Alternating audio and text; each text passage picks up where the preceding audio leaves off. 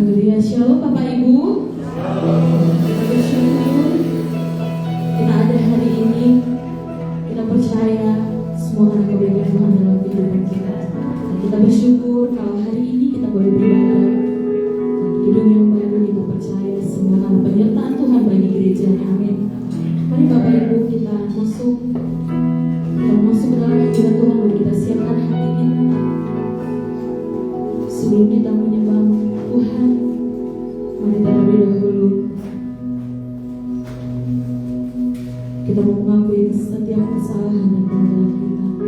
Sebelumnya kita mau saat teduh sejenak, saat teduh dimulai.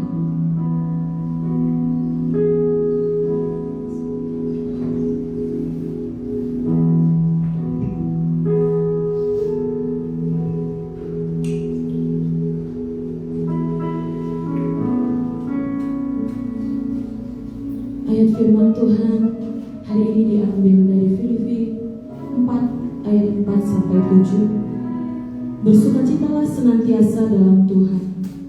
Sekali lagi kukatakan, bersukacitalah. Hendaklah kebaikan hatimu diketahui semua orang. Tuhan sudah dekat. Janganlah hendaknya kamu khawatir tentang apapun juga, tetapi nyatakanlah dalam segala hal keinginanmu kepada Allah dalam doa dan permohonan dengan ucapan syukur. Damai sejahtera Allah yang melampaui segala akal akan memelihara hati dan pikiranmu dalam Kristus Yesus. Amin. Tuhan, pagi hari ini Tuhan, kami bawa hati kami menyembah Kau. Kami bawa rasa syukur kami.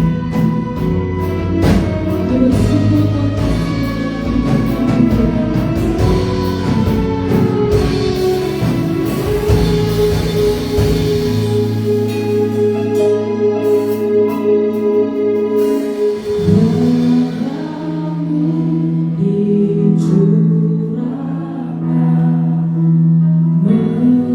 Mengerti dan nyawaku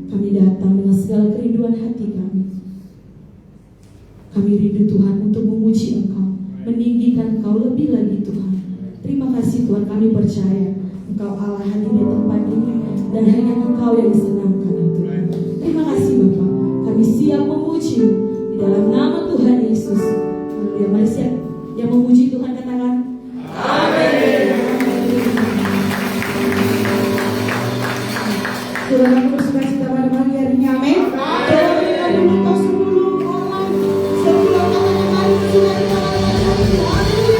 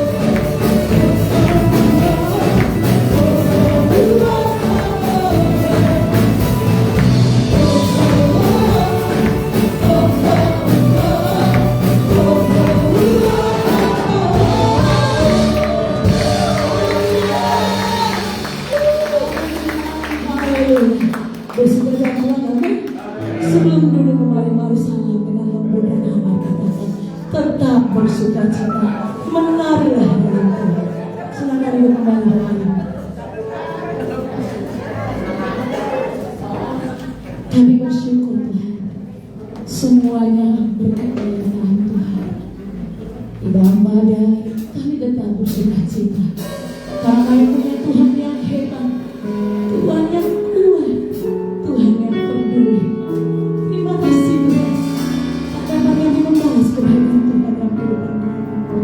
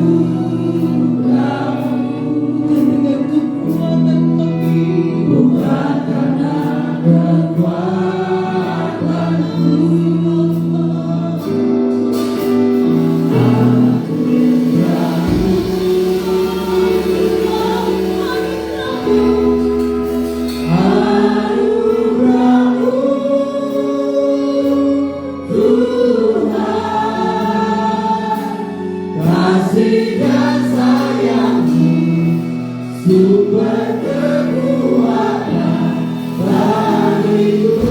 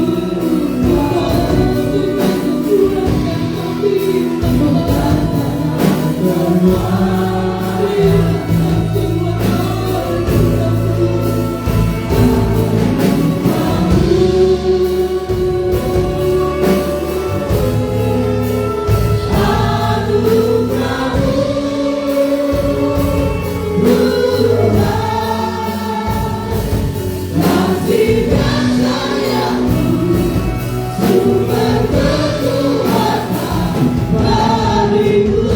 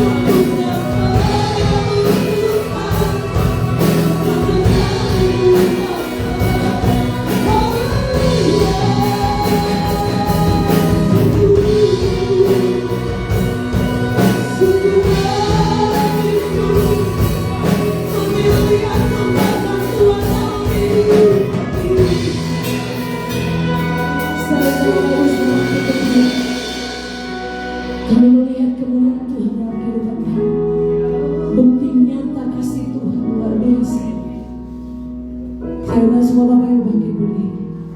Kita mau nyatakan kebesaran Tuhan dalam kehidupan kita. Telah kulihat kebaikan-Mu yang tak pernah habis. Jangan tak sepi yang mengiringku Tuhan. Ku berjuang sampai akhirnya hidup Kau dapat aku tegak. Ini pernyataan kami imani Tuhan. Telah kulihat kebaikan-Mu yang tak setia tak pernah habis. Tolong kami mampu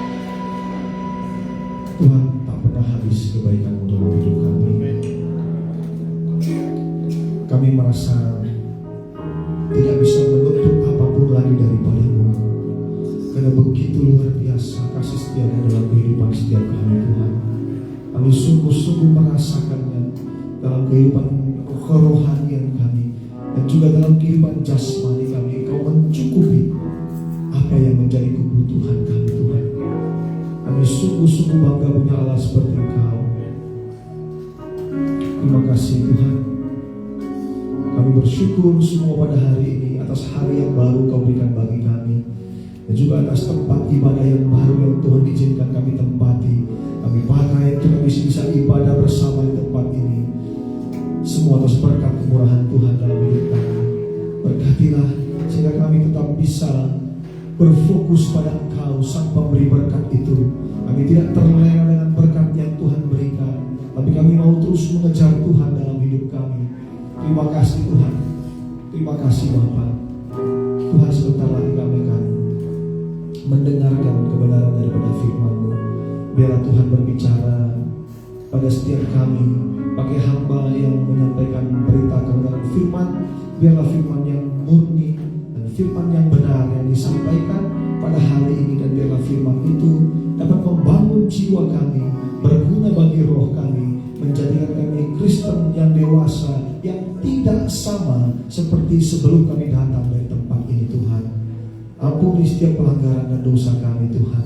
Biarkan kami kudus di hadapan Tuhan, kami bisa menikmati setiap perkataan Tuhan yang Tuhan sampaikan dalam kehidupan kami. Terima kasih, kami serahkan tempat ini waktu dalam tangan-Mu. Terpujilah nama-Mu Tuhan.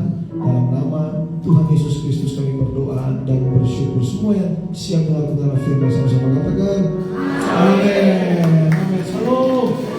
Sekali lagi berikan kemuliaan buat Tuhan.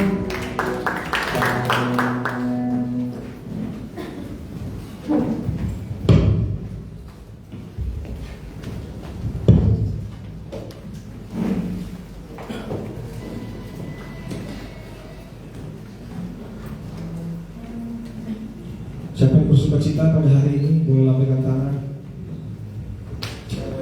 Baru pertama kali beribadah ini siapa lambaikan tangan.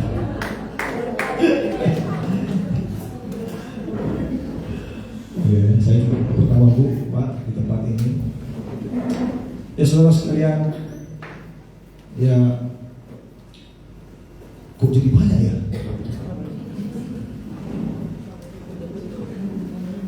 Puji Tuhan.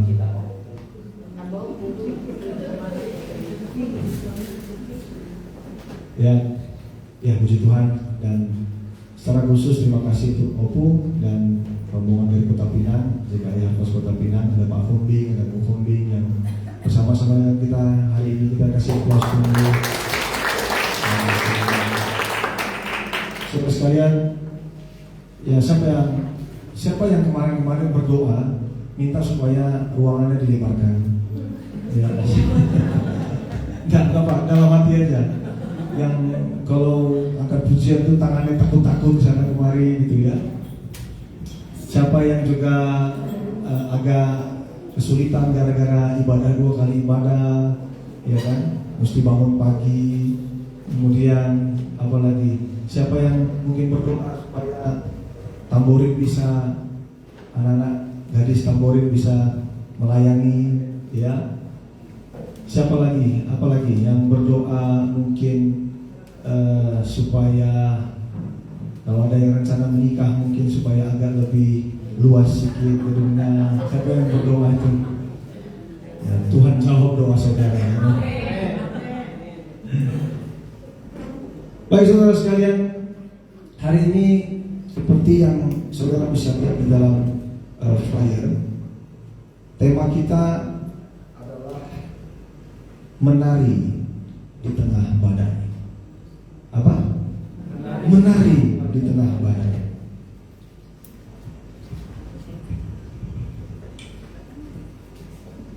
Menari di tengah badai atau dancing in the storm, ya.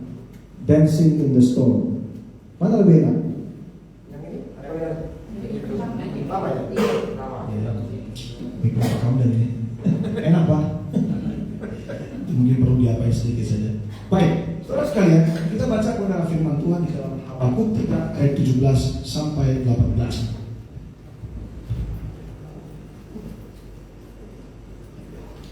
Habakuk 3 ayat 17 sampai 18.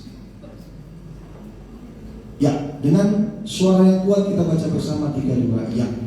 Sekalipun pohon ara tidak berbunga, pohon anggur tidak berbuah, hasil pohon zaitun mengecewakan, sekalipun ladang-ladang tidak menghasilkan bahan makanan, kambing domba terhalau dari kurungan, dan tidak akan mengutus sapi dalam kandang. Namun aku akan bersorak-sorak di dalam Tuhan, beria-ria di dalam Allah yang menyelamatkan aku.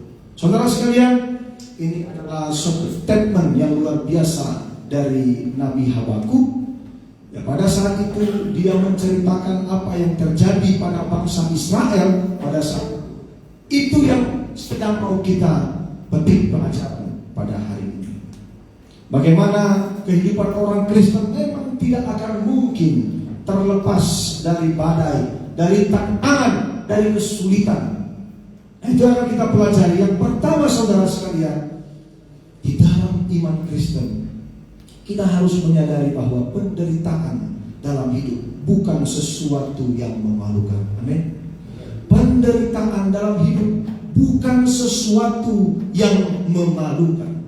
Kita bisa lihat tadi dalam pembacaan kita bahwa Nabi Habakuk berbicara dengan jujur apa tantangan yang dihadapi oleh bangsa Israel pada saat itu. Ini bukan sekedar tantangan biasa, ini krisis nasional. Bahkan waktu itu mereka sedang menghadapi ancaman dari penjajahan bangsa Babel, yaitu Nebukadnezar. Mereka sedang menghadapi ancaman itu pada saat itu. Dan secara khusus pada kehidupan bangsa Israel pada saat itu, dia menceritakan suatu gambaran atau simbol penderitaan atau tantangan yang besar. Kita bisa lihat tadi yang pertama, ada pohon ara yang tidak berbunga. Memang pohon ara bukan suatu makanan pokok dalam kehidupan orang Israel, tapi pohon ara atau buah ara adalah suatu buah yang juga akrab dalam kehidupan orang Israel. Buah ini sering dibawa untuk perbekalan dalam perjalanan. Sederhana, simple, dan kaya akan nutrisi. Itu makanya ketika suatu kali Yesus merasa lapar, dia mencari apa? Pohon ara. Dia tidak temukan buah, di situ hanya daun saja yang lebat. Lalu Tuhan mengutuk pohon ara itu. Pohon ara tidak berbunga dan juga pohon anggur tidak berbuah. Anggur begitu besar peranan dalam kehidupan orang Israel pada saat itu. Itu melambangkan sukacita. Anggur itu melambangkan sukacita dalam kehidupan bangsa Israel. No wine, no party. Tidak ada anggur, tidak ada pesta. Maka waktu perjamuan di Kana, begitu takut dan khawatirnya yang punya pesta karena anggur habis. Anggur itu melambangkan sukacita dan kelimpahan dalam kehidupan orang Israel, dan itu pun tidak ada atau tidak berbuah pada saat itu. Kadang-kadang kalau kita lagi bokeh, ya, lagi nggak punya duit, asal bisa nongkrong dengan kopi yang ala kadarnya, rasanya sudah puas, ya. Apalagi ada teman yang menemani. Kadang-kadang ada satu penghiburan dalam kekurangan dalam kehidupan kita, tapi ini ara yang melambangkan kebutuhan ini tidak ada, tapi juga anggur pun yang adalah penghiburan itu pun tidak ada. Tidak cukup sampai di situ, saudara sekalian, dikatakan hasil pohon zaitun mengecewakan, trek dia. Zaitun ini, saudara sekalian, sangat penting dalam kehidupan orang Israel. Minyaknya dipakai untuk memasak, seperti kita pakai minyak sawit. Juga dipakai untuk penerangan sebagai bahan bakar. Juga dipakai paling penting untuk ibadah sebagai minyak urapan. Sehingga ketika hasil zaitun ini terganggu atau mengecewakan, maka rumah tangga itu bicara kebutuhan atau keperluan rumah tangga terganggu, pekerjaan juga terganggu, dan ibadah pun terganggu. Belum sampai di situ, terjadi juga krisis pangan total. Habakuk mengatakan ladang-ladang tidak menghasilkan bahan makanan. Terjadi kelaparan, terjadi kekosongan dalam stok makanan, dan harapan hidup jangka pendek ini menjadi terancam, saudara sekalian. Ini bukan lagi suatu keadaan yang biasa, ini krisis nasional yang terjadi. Belakangan ini harga Dexlite itu naik tiba-tiba luar biasa, ya. Orang-orang mulai gelisah, ya. Yang punya mobil tahun tinggi mulai merasa cemas, yang mobil tahun rendah aman-aman saja karena bisa isi biosolar, kan? Mobil saya nggak bisa lagi isi biosolar, nah udah kena blok dia. Ya. Itu pun sudah membuat kita merasa, ini bagaimana ke depan ini ya, di tengah berita-berita di medsos. Tapi apa yang mereka alami itu betul-betul kondisi yang gawat. Yang keempat juga mereka mengalami kehancuran dalam peternakan. Ini yang paling melengkapi kondisi yang serius itu. Kenapa? Karena domba itu bicara makanan dan juga korban persembahan. Lembu itu bicara alat utama untuk pertanian, untuk pekerjaan mereka. Sehingga tidak ada lembu, tidak ada domba dalam kandang. Ini sesuatu yang gawat sekali. Ekonomi terganggu, ibadah pun terganggu. Kalau mungkin dibuat satu kata peristiwa ini, mungkin kata rungkat cocok untuk keadaan ini. Rungkat, pokoknya kacau balau, saudara sekalian. Nah, saudara sekalian, ini mengingatkan kita kembali bahwa kehidupan orang Kristen, kalau kita melihat sepanjang sejarah, kehidupan para tokoh-tokoh Kristen memang berbicara tentang hal-hal seperti ini. Kita harus dilatih untuk menghadapi kesulitan. Ada istilah pikul salib di sana. Ada istilah menyangkal diri di sana.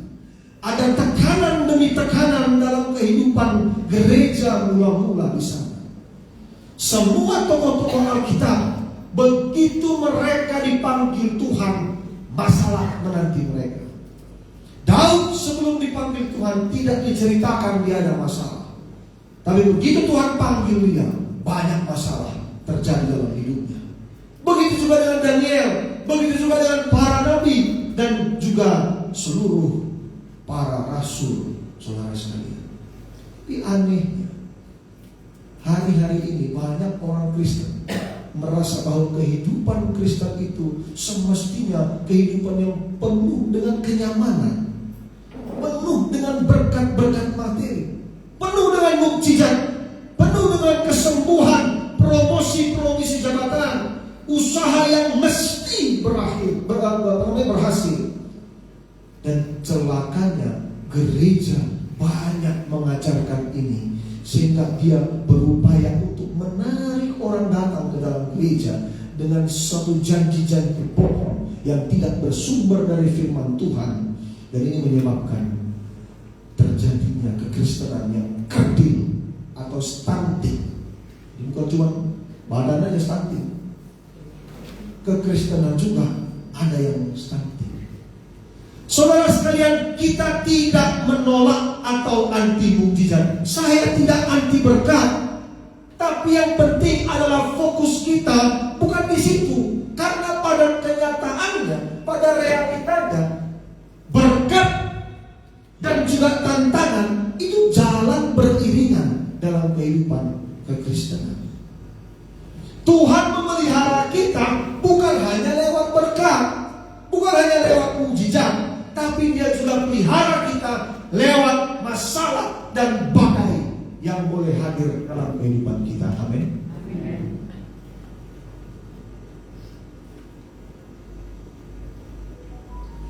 Kalau terus-menerus bicara berkat dalam kehidupan ini bahaya. Kenapa? Nanti orang Kristen hanya mau bersaksi ketika dia kehidupannya itu diberkati. Sangat mudah mencari orang yang mau berdiri di mimbar menyaksikan anaknya berhasil, usaha berhasil, dia baru naik pangkat. Sangat mudah. Tapi mungkin sulit mencari, sangat langka. Ada orang yang sementara mengalami kegagalan, dia berdiri di sini dan dia menceritakan badai yang dihadapinya, tapi dia bersaksi Tuhan menolong dia dan membuat dia tetap bersukacita. Tak ada.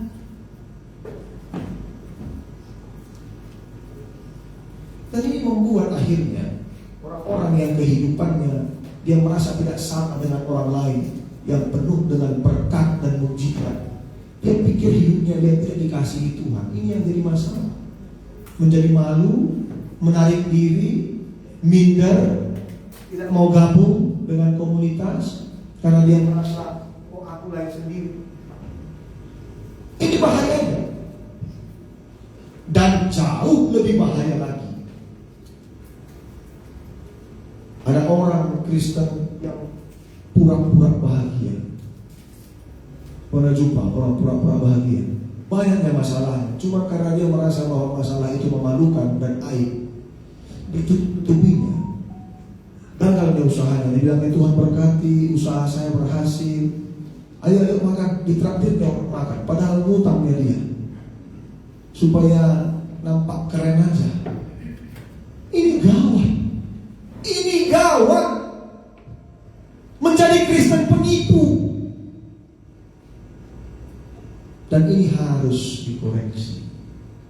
Saudara, ada lagu begini, suka duka dipakainya. Terus ini ya. Lagi-lagi, suka duka dipakainya.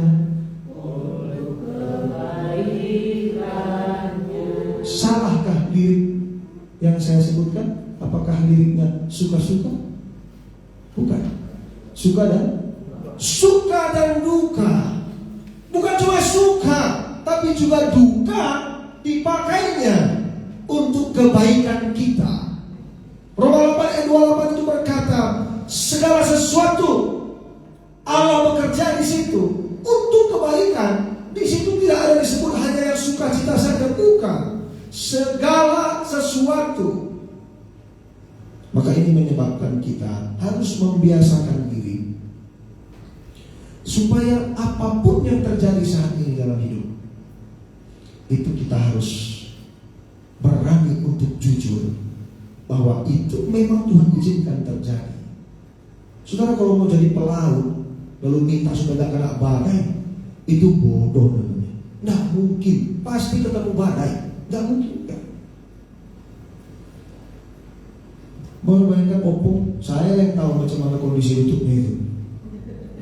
Dia bisa naik kemarin, luar biasa nggak itu? Luar biasa. Dan itu tidak perlu dianggap sebagai suatu hal yang bukan dari Tuhan, tidak. Tuhan izinkan. Dan saudara bisa lihat yang sakit usia tua pun bisa begitu semangat melayani Tuhan. Lalu kita bagaimana? Itu dia. Segala hal itu bisa jadi berkat dalam kehidupan setiap kita. Oleh karena itu kita tidak perlu malu dengan penderitaan yang sementara kita alami. Apa yang terjadi dengan kita sekarang ini? Apakah ini bukan sesuatu yang memalukan dari satu sisi tertentu orang bisa melihat? Ya, tidak usah kita tutupi, kita jujur saja. Inilah yang Tuhan izinkan terjadi.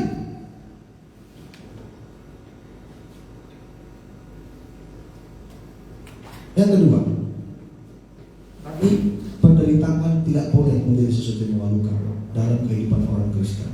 Yang kedua, sukacita yang tidak bersyarat. Sukacita yang tidak bersyarat. Saudara coba kembali lihat ayat 18 tadi dalam Habakuk 3. Ada satu kata kunci di situ yang saudara penting untuk kita ingat. Kata apa itu? Yang pertama, namun. Ini penting. Ini harus selalu kita ingat. Walaupun harga-harga turun semua, walaupun pekerjaan sedang mandek, walaupun promosi terhambat, terhalang, namun ini penting. Disinilah keputusan kita. Namun aku akan bersorak-sorak di dalam Tuhan, beria-ria di dalam Allah. Inilah sukacita yang tidak bergantung pada keadaan. Habakuk tidak mengatakan bahwa aku menunggu pohon ara untuk berbunga, aku menunggu anggur berbuah, aku menunggu domba atau ternak itu ada, kandang terisi penuh, ladang-ladang menghasilkan. Tidak diperdulikannya itu, dia tetap mengatakan, namun aku akan bersorak-sorak di dalam Tuhan. Amin. Makanya Iman kekristenan itu tidak bisa disamakan dengan logika. Nggak bisa. Saudara tanya orang di luar Kristen, keadaan yang kacau balau yang kita hadapi itu pasti akan paralel dengan sikap hati yang tidak bersukacita, resah, gelisah. Tapi Alkitab mengatakan bahwa begitupun berat keadaan, sukacita kita tidak boleh terganggu. Tidak boleh tergantung dari keadaan yang melanda diri kita. Seperti apa yang Habakuk sampaikan. Saudara sekalian, setelah Habakuk ngomong begini, apakah keadaan Israel semakin baik? Enggak.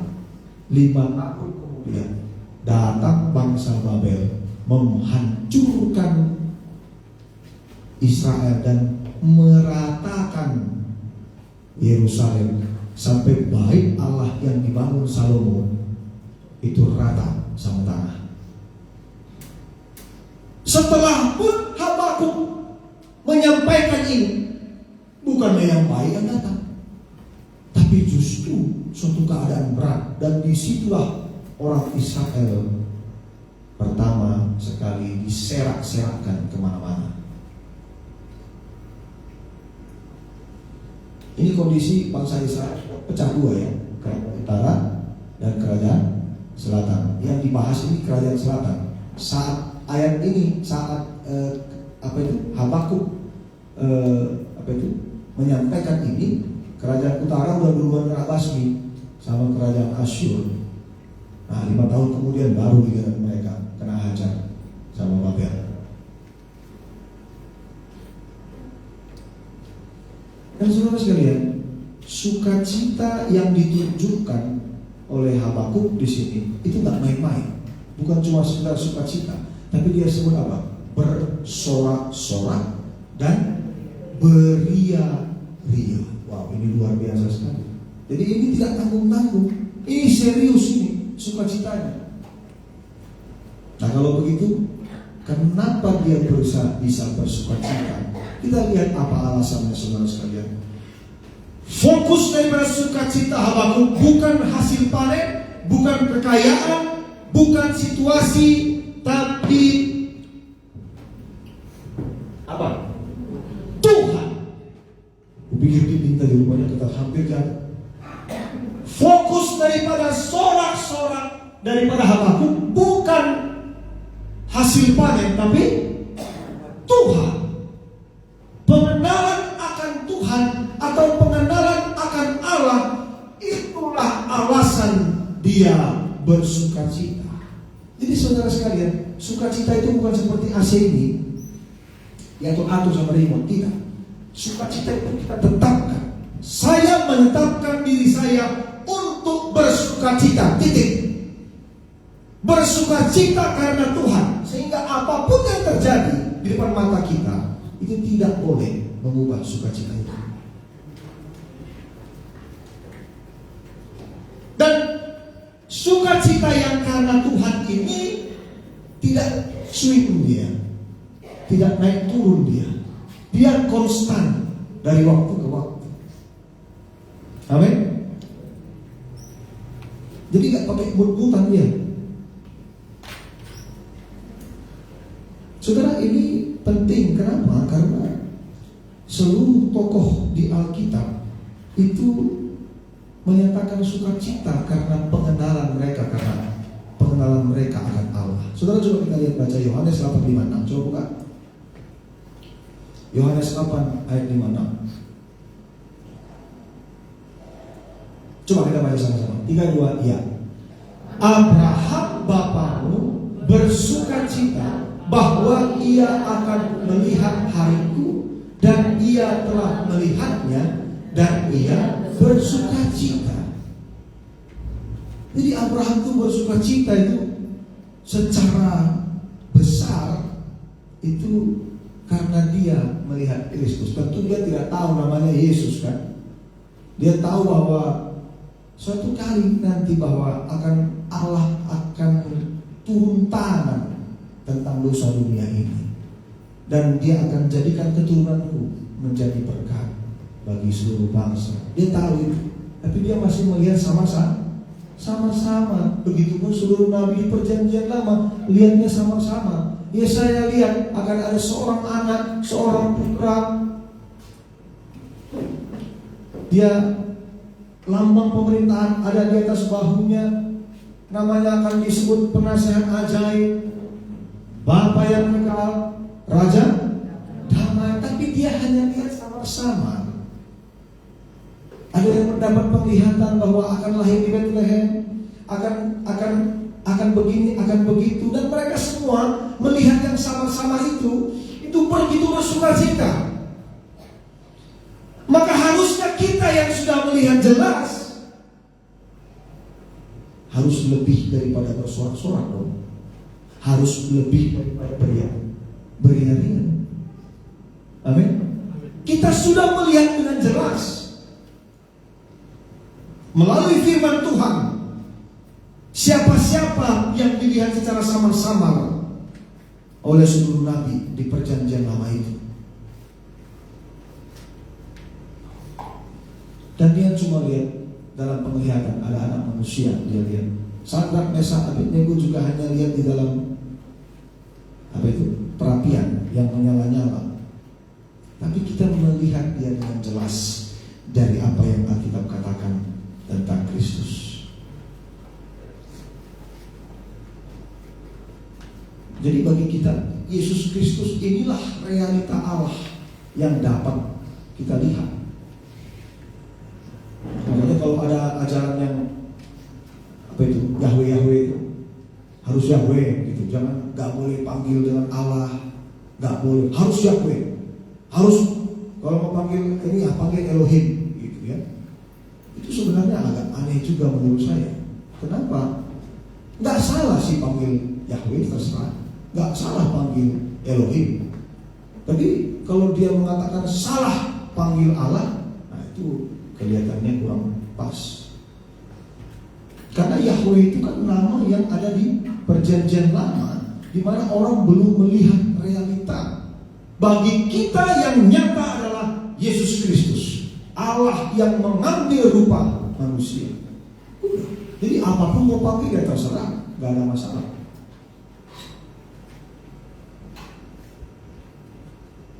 Nah saudara sekalian, mengenal dan menerima Yesus itu tidak sekedar membuat kita hanya mengenal Allah, tapi berelasi dengan Allah. Kalau saudara mengerti apa yang terjadi antara kita dengan Allah akibat dosa, maka saudara kita akan mengerti pula apa pentingnya berdamai dengan Allah. Itu sangat penting. Saudara bayangkan hidup di rantau ini, ya. Lalu saudara mengetahui dengan jelas bahwa orang kuat di rantau ini, entah bupati, entah kapolres, atau dandim, atau siapa preman paling ganas di rantau ini. Saudara tahu bahwa dia benci kali sama saudara, dan setiap hari dia berpikir bagaimana supaya bisa menghabisi saudara. Saudara bisa tidur tenang apa enggak? Saudara bisa bayangkan kalau kapolres saja, pokoknya dia berpikir tiap hari bagaimana cari saudara, bikin saudara mati, mengenaskan. Coba, bagaimana kita hidup, coba. Itu sulit sekali. Saudara harus membayangkan betapa mengerikannya murka Allah terhadap kita kalau hukuman dosa itu masih harus ditanggung. Dan tiba-tiba Yesus datang memperdamaikan kita dengan Bapa. Sehingga yang harusnya kita dimurkai begitu keras, tiba-tiba kita diangkat jadi anak Allah. Wih, keren itu. Dan kita akan menjadi ahli waris daripada Bapa kita. Wih, itu sukacita itu. Senang kali. Mungkin bayar berapa kita berani untuk itu. Maka itulah kita melayani Tuhan. Maka itulah kita merubah seluruh apa yang buruk dalam kehidupan kita supaya kita menyenangkan Dia. Terakhir, kenapa sukacita kita menjadi tidak bersyarat dan tidak bisa terganggu oleh apapun? Ini yang paling membuat kita bersuka-cita. Mana tadi? Habakuk 3:18. Habakuk 3:18. Berdia di dalam Allah yang menyelamatkan aku. Saudara sekalian, keselamatan inilah yang menjadi suatu energi dalam kehidupan kita. Habakuk sadar mungkin dia hilang segalanya atas segala hal yang jasmani, tapi dia tidak akan pernah kehilangan keselamatan dari Allah. Maka selama Allah masih ada dalam hidup kita, ada lebih dari cukup alasan untuk kita bisa bersukacita. Padahal dia belum melihat keselamatan itu dengan sempurna.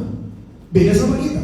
Kita sudah tahu berita keselamatan itu dengan sempurna, tapi Habakuk belum tahu. Tapi dia yakin, makanya dia beriman. Itu prospektif, imannya ke depan. Kita iman, dia beriman atas apa yang akan terjadi. Kita beriman atas apa yang sudah terjadi. Harusnya kita lebih beriman. Maka ini masih di bulan 4, di bulan Paskah, ya, saudara sekali. Maka kesempatan ini harus kita kembali merenungkan bahwa keselamatan lewat kebangkitan Kristus itu begitu harus luar biasa. Tidak akan ada sukacita sejati tanpa kebangkitan Kristus. Karena tanpa kebangkitan Kristus yang ada hanya horor murka Allah, kengerian dari keadilan Allah yang Yesus pun takut. Yesus juga takut sampai dia keringat berdarah karena takut menerima murka Allah itu. Tanpa kebangkitan Kristus, kita bisa lihat bahwa murid-murid ketakutan seperti pecundang. Setiap mereka kumpul, tutup pintu, kunci rapat-rapat, takut kelihatan orang. Yang dulunya mereka mungkin sangat, katakanlah arogan. Siapa yang gak arogan? Gurunya jalan ke atas air, yang mati dibangkitkan, yang sakit disembuhkan, lumpuh berjalan, buta melihat. Kalau saudara dekat sama orang begitu, pantas ada saudara arogan. Tahu mati, dibunuh, disiksa dengan cara yang sangat memalukan. Kalau disembuhkan gak usah nampak lagi. Itu yang para murid rasakan. Tapi begitu mereka takut, mereka keluar katakan kebenaran. Lukas 1:46 ayat 7. Lukas 1 ayat 46 dan 47. Kita lihat apa yang menjadi kesukaan bagi Maria, apa yang membuat dia bersukacita. Lalu kata Maria, jiwaku memuliakan Tuhan, dan hatiku bergembira karena Allah juru selamatku. 1 Petrus 1:8-9. 1 Petrus 1 ayat 8-9.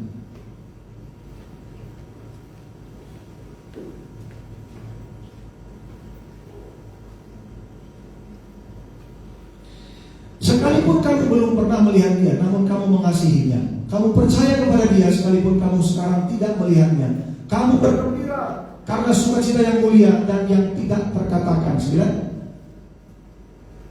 Karena kamu telah mencapai tujuan imanmu, yaitu keselamatan jiwa. Saudara, kalau cek itu para nabi-nabi perjanjian lama juga mengaitkan antara sukacita dengan keselamatan. Saudara, keselamatan yang kita bayangkan itu berkaitan erat dengan kebangkitan tubuh.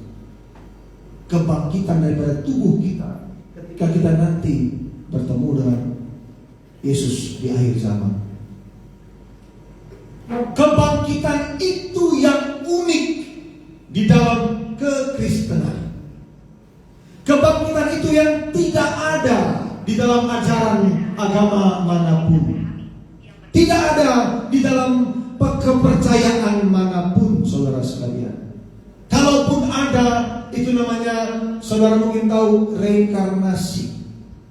Tapi dalam reinkarnasi, dia kan tidak jadi dirinya lagi. Kalau saudara baik-baik, dulu mungkin saudara yang agak pesek, nanti lahir saudara mungkin agak mancung, kira-kira begitu. Kalau saudara mungkin dulunya lahir itu jomblo sampai mati, nah saudara mungkin nanti lahirnya nggak begitu, gitu kan? Itu reinkarnasi gitu. Cuma masalahnya kan, ya mungkin saudara dulunya awalnya hidupnya menderita, berikutnya saudara jadi CEO, ya kan? Cuma masalahnya kalau diracin, dia reinkarnasi jadi CEO, dia tahu dulunya dia susah, ya kan? Tapi kalau dalam reinkarnasi yang ini kan tidak, gitu. Saudara nggak tahu apa yang terjadi dalam kehidupan dulu, gitu. Tapi dalam kekristenan tidak ada begitu. Kita percaya ada satu kebangkitan, dan itu bukan sekedar percaya, tapi kebangkitan itu sudah terjadi lebih dulu pada diri Yesus Kristus. Dan kalau saudara lihat di Matius itu ada ketika Yesus mati, tabir bait Allah terbelah dua, kemudian bukit-bukit terbelah, itu kubur terbuka, dan untuk sesaat ada orang-orang yang sudah mati, orang-orang kudus itu bangkit masuk ke kota-kota. Ini yang membuat agama Kristen atau kekristenan itu menggentarkan, karena kita percaya pada kebangkitan, dan itu yang membuat kita bersuka cita, saudara sekalian. Amin. Tapi keselamatan ternyata bukan hanya bicara masalah akhir zaman. Keselamatan itu berbicara proses hidup kita mulai detik kita bertobat ini. Maksudnya apa? Tuhan pelihara kita, Tuhan arahkan kita supaya jalan hidup kita itu berjalan pada kebenaran. Dia menjaga kita supaya kita tidak melakukan hal-hal yang jahat dalam hidup kita. Itu doa Bapa kami. Apa itu? Jauhkanlah kami daripada hal yang jahat. Maksudnya itu bukan supaya jangan orang bikin jahat sama kita. Enggak, itu udah makanan kita orang Kristen, orang pasti jahat sama kita. Bukan. Maksudnya itu supaya kita jangan bikin yang jahat, jangan tergoda untuk bikin yang jahat. Sekalipun disakiti sama tetangga, rasanya pengen balas, Tuhan ingat, kita enggak boleh bikin yang jahat. Kalahkanlah kejahatan dengan kebaikan, kata Tuhan. Beda hidup kita. Ya mungkin dalam problem kita ini, kita mungkin sama-sama menjalani ya, saudara semua ya. Bagaimana kita tidak bisa berbuat semena-mena.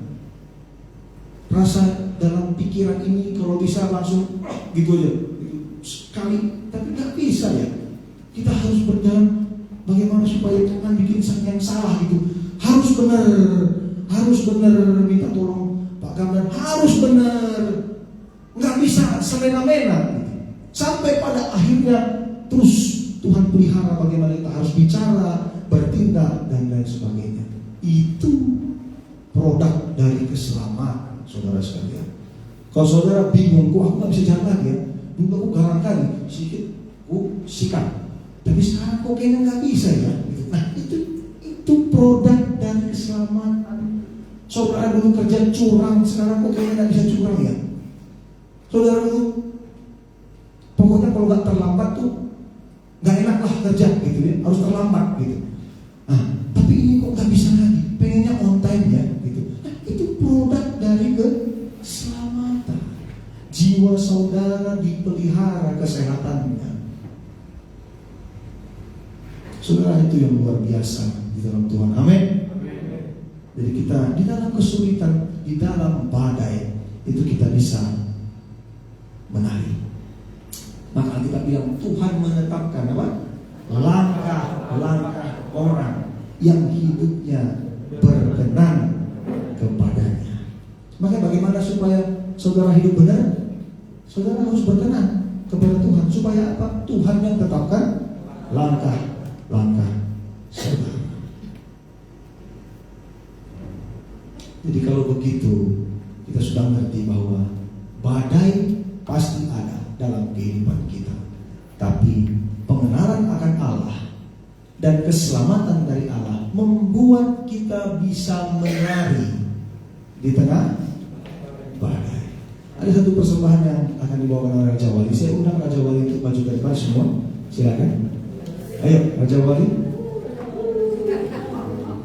Dan pemusik mungkin.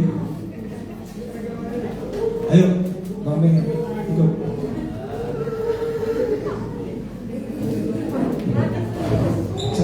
Sebagian di atas saja, sebagian di atas. Gak apa-apa. Ya.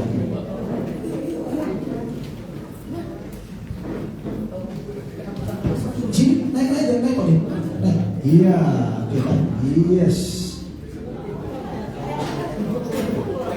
Saudara sekalian, ini dadakan. Kalau agak-agak cemana, tolong jangan diejek ya.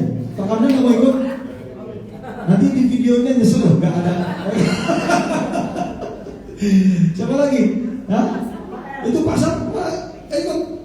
Pak Sam udah ikut? Oh, nggak sempat belajar ini ya. Oke, udah ini aja. Oke. Mana Pak El? Pak El mana? Tadi dia. Oke. Mana Pak Jawali? Siap?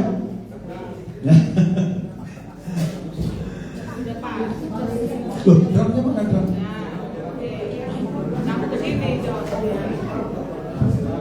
Cia mana Cia? Cia?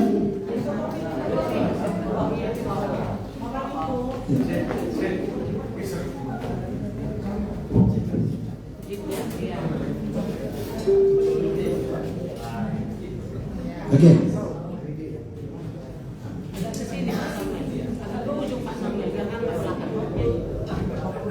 Ya, jadi semangat kita ini biar dimulai dari Raja Wali yang kasih contoh, ya kan?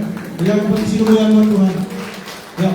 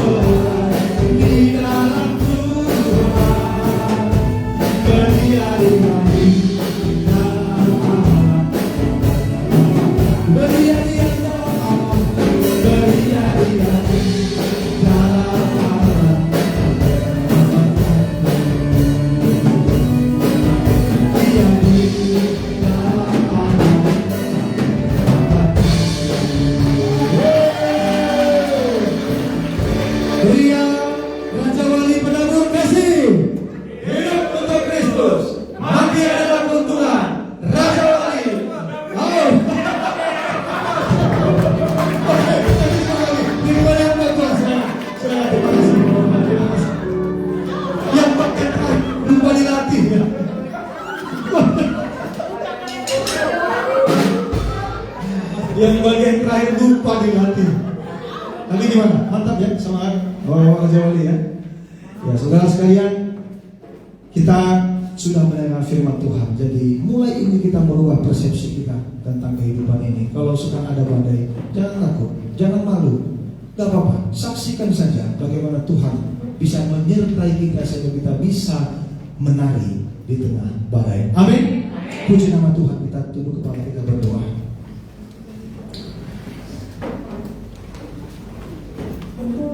Tuhan, kami bersyukur pada hari ini kebenaran firman-Mu menguatkan setiap kami. Badai memang ada, tapi realita kebangkitan Kristus untuk kami secara pribadi itu menjadi energi yang tidak terbatas, Tuhan, yang bisa menyebabkan kami tetap menari di tengah badai. Firman Tuhan berkata, Tuhan yang memilih kami, Tuhan yang memilih kami, sehingga kami bisa memilih Tuhan.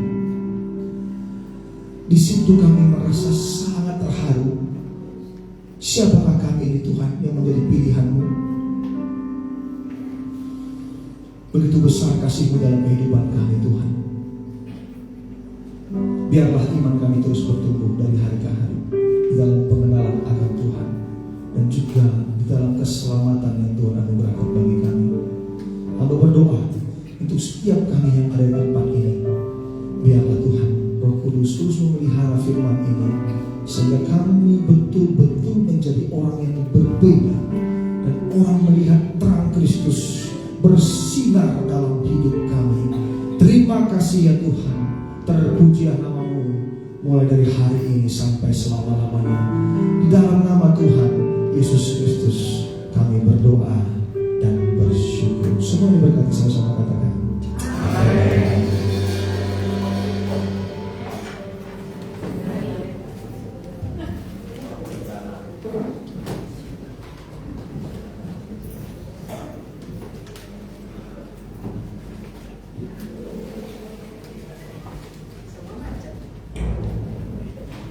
Salam bagi kita semua.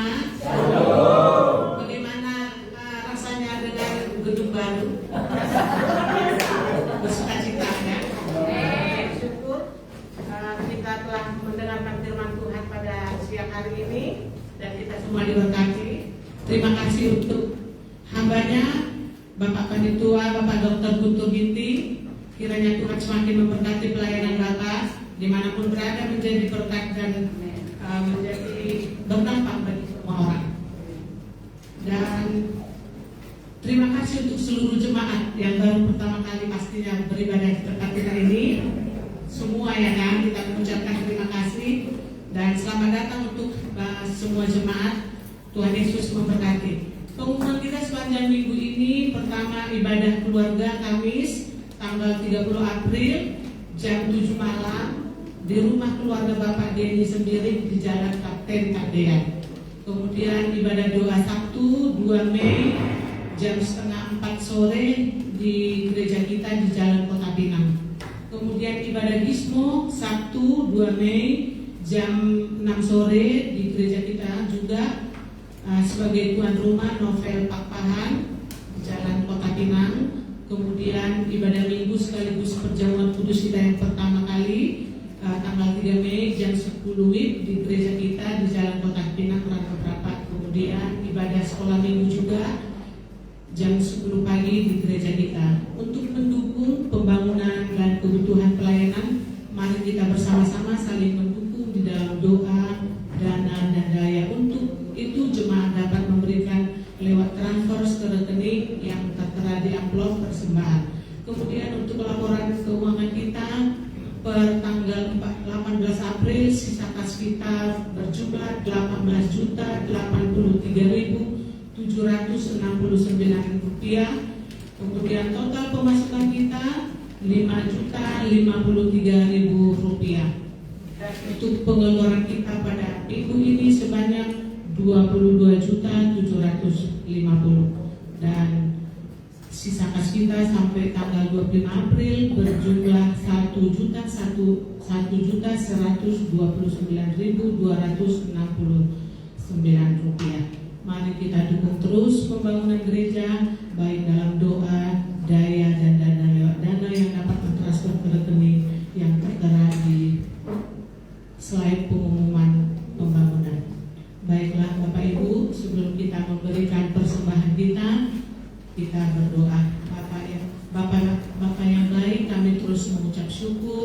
buat ibadah kami ini dari awal sampai akhirnya. Engkau terus memberkati ibadah kami ini, dan kami bersyukur buat firman yang menguatkan kami bahwa di dalam keadaan apapun Tuhan, dalam suka maupun duka, bahkan di dalam pergumulan kami yang begitu kelam Tuhan, kami percaya bahwa Tuhan senantiasa memberkati kami, bahwa kami akan berkata di tengah badai sekalipun kami akan menari, kami akan beria-ria karena Tuhan yang menyertai kami sampai di akhir zaman. Terima kasih Bapak, dan juga buat Bapak Dokter Ginting Tuhan, Dokter Guntur, biarlah Engkau semakin memberkati pelayanannya, biarlah Tuhan Engkau memberkati dimanapun dia melayani, biarlah tanda-tanda mujizat menyertai dia, hidupnya menjadi berkat, hidupnya menjadi berdampak bagi semua orang.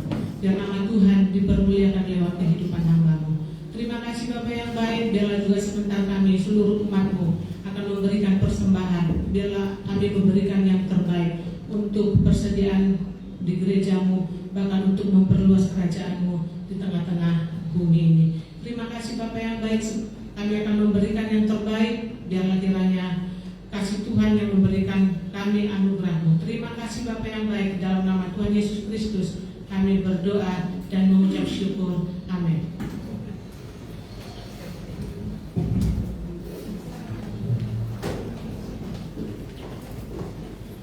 Dan Bapak Ibu, kita memberikan persembahan. Selamat memberi, Tuhan Yesus memberkati.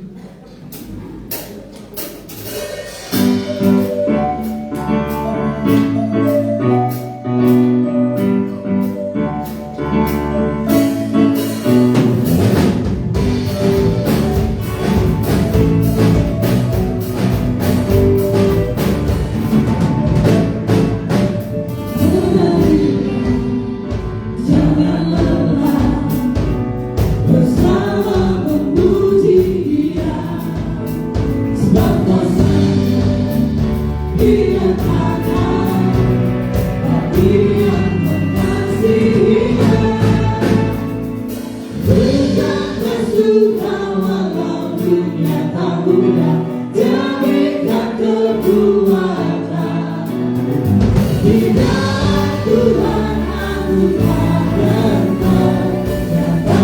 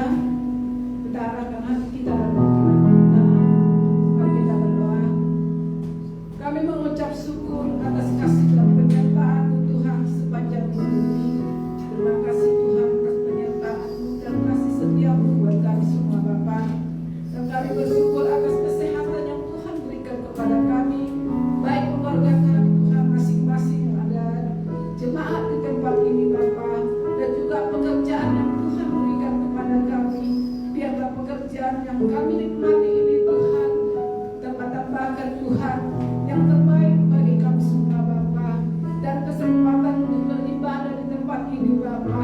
Terima kasih Tuhan, kami sangat bersyukur beribadah di tempat ini yang pertama kali Bapa.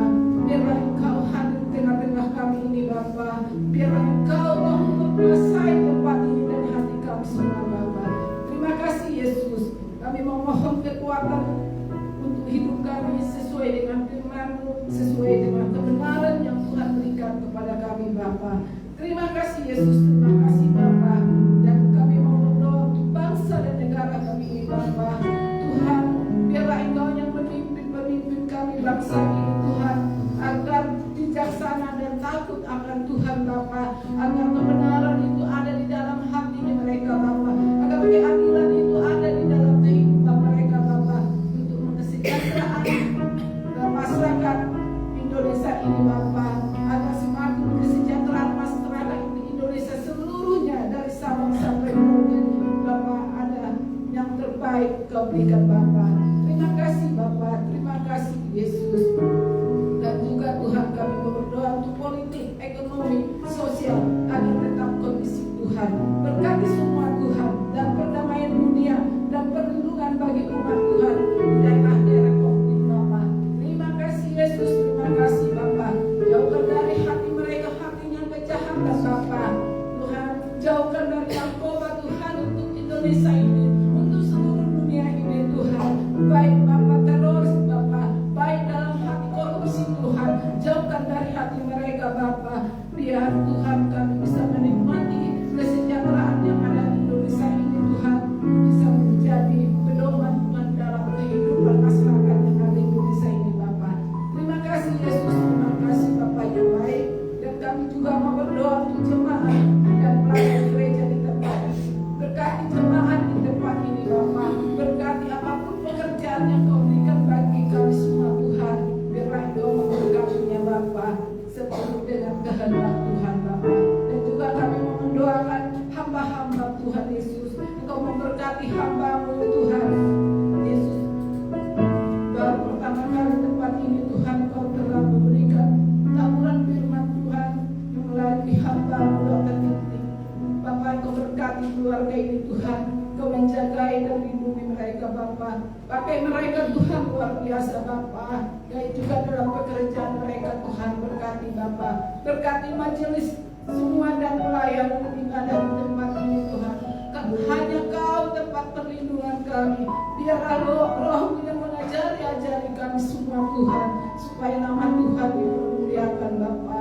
Terima kasih Tuhan buat jemaat semakin setia, semakin berakal, semakin bertumbuh dalam iman dan kebenaran Bapa. Terima kasih Yesus. Dan juga Tuhan memohon kesejahteraan seluruh jemaat di tempat ini, dan memberi kekuatan bagi jemaat untuk menghadapi sepanjang minggu ini Bapa. Terima kasih Bapa. Kami hanya serahkan Tuhan jemaat di tempat ini ke dalam tangan-Mu Bapa. Kau memberkatinya Tuhan, melindunginya kami semua Tuhan, baik dalam pekerjaan kami Tuhan. Engkau menjaga anak-anak kami dimanapun mereka berada Tuhan, baiknya di luar kota Bapa. Kau lindungi mereka Tuhan, baik pekerjaan mereka Tuhan, lindungi mereka Bapa.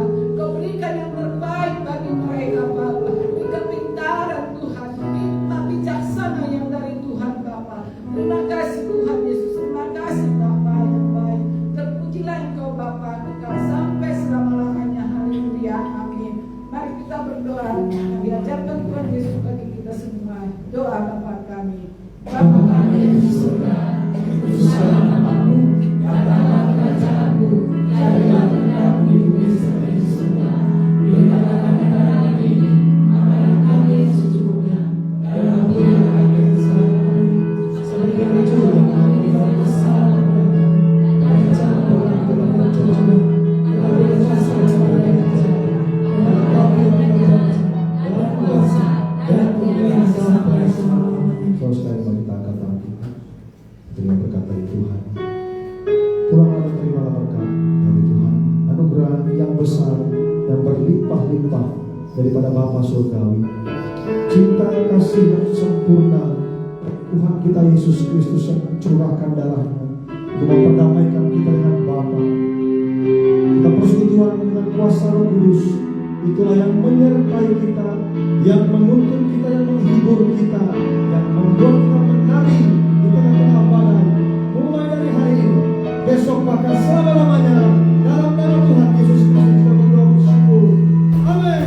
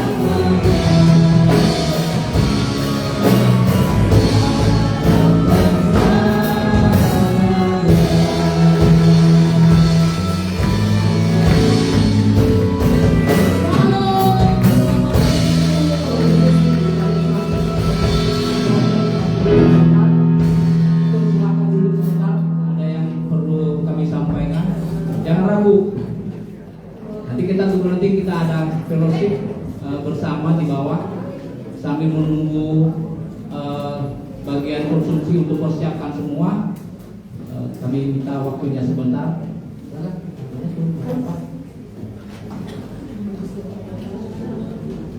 Terima kasih buat kehadiran kita di tempat ini pada hari ini. Kami dalam menyiapkan ruang ibadah kita ini, kami berusaha yang terbaik, tapi inilah yang bisa kami